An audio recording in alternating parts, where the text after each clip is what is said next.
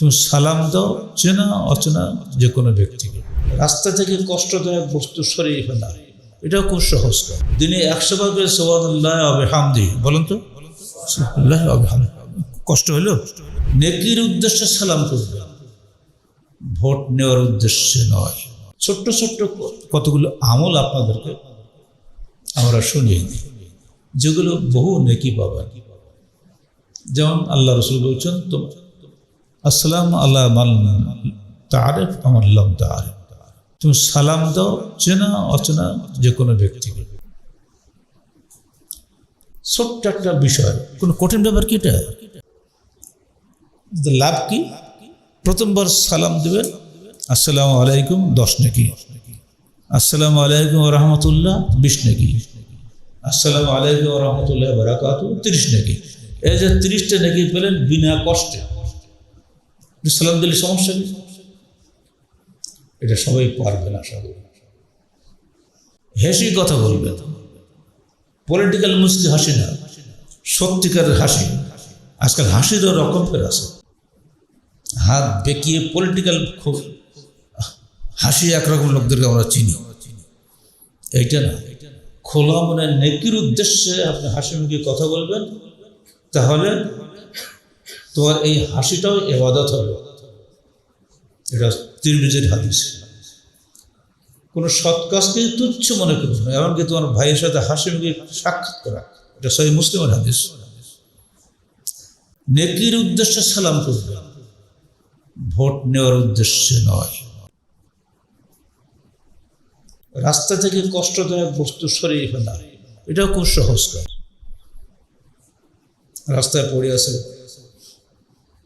কাঁচকলার খোসা, ডেঞ্জারাস জিনিস কিন্তু, বা পাকা কলার খোসা, গাড়ি যাচ্ছে সবসময়, পট করে যদি ওর উপরে চাকাটা চলে দেয়, গাড়ি স্লিপ করে ড্রেনে পড়ে যাবে, কত মানুষের মৃত্যুর কারণ হবে। অথচ আপনি একটা কাজ করলেন, ছোট কাজ, আপনি বহু নেকি পেয়ে গেলেন। রাস্তা কাটা সরানোর ব্যাপারে আপনার হাদিসটা জানেন, আমি বহুবার এখানে বলেছি। রাস্তায় কাটা সরিয়েছিল এক ব্যক্তি, তো আল্লাহ রসুলকে যে বললো, আল্লাহ রসুল আমার রাস্তা বন্ধ হয়ে গেছিল, সে ডালটা সরিয়ে দিয়েছে। তো আল্লাহ রসুল বললেন, দেখো এইটুকুর জন্যে তুমি জান্নাতুল ফেরদাউসে চলে গেছো।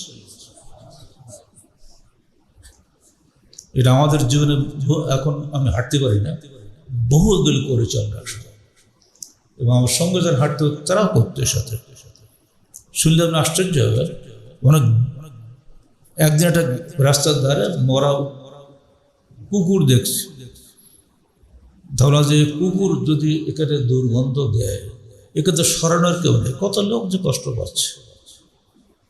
কোথায়? ওই যেখানে আমাদের ইস্তেমা থাকে, ওইখানে ট্রাক টার্মিনালের ওপাশে। সেই কুকুর গর্ত করে ডুবে,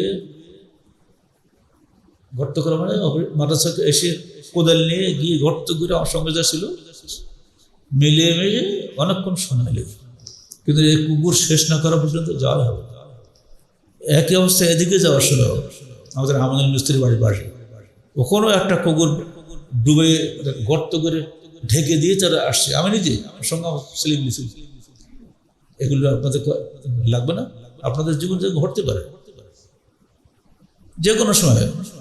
ছোট্টখাটো বিষয়কে হয়তো ভাববেন এটা ছোট কাজ না, আসলে এটা আদৌ কোনো ছোট কাজ নয়, অত্যন্ত বড় কাজ। এর বিনিময়ে হয়তো আল্লাহ পাক আপনাকে জান্নাতে দিতে পারেন। আরেকটা হলো অসুস্থ ব্যক্তিকে দেখতে যাওয়া। এটা আমরা আমাদের দলের লোক হলে যাই, অন্য লোক হলে যাই না, এই একটা চিন্তাধারা হয়ে গেছে। মানে মেরে মনের মধ্যে দূর ফাঁক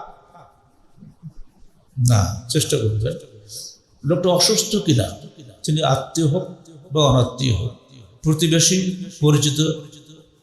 সাধারণত আমরা সেখানে অপরিচিত লোক আমরা যাই না, নিয়মও না, সাধারণত নিয়ম তাই সেখানে যাবেন। আল্লাহ রসুল বলছেন, কোনো মুসলিমকে যখন কোনো মুসলিম দেখতে যাবে, অসুস্থ মুসলিমকে, তখন সন্ধ্যা পর্যন্ত 70,000 ফেরেশতা তার জন্য দোয়া করে। আর যদি সন্ধ্যা যায় তাহলে সকাল পর্যন্ত 70,000 ফেরেশতা তার জন্য দোয়া করে। তো তাই না, জান্নাতে তার জন্য একটা ফলের বাগান তৈরি করা হয়। সুনান তিরমিজি। এর চেয়ে আরও সহজ আমল দেখেন, দিনে 100 বার করে সুবহানাল্লাহ ওয়া বিহামদি বলেন তো। সুবহানাল্লাহ ওয়া বিহামদি, কষ্ট হলো? কিছুই না, দিনে 100 বার পড়বেন। এখন 10টা পড়লেন, পরে 10টা পড়েন, পরে 10টা পড়েন, অথবা এক বই থেকে 100 পড়েন, কোনো সমস্যা নেই।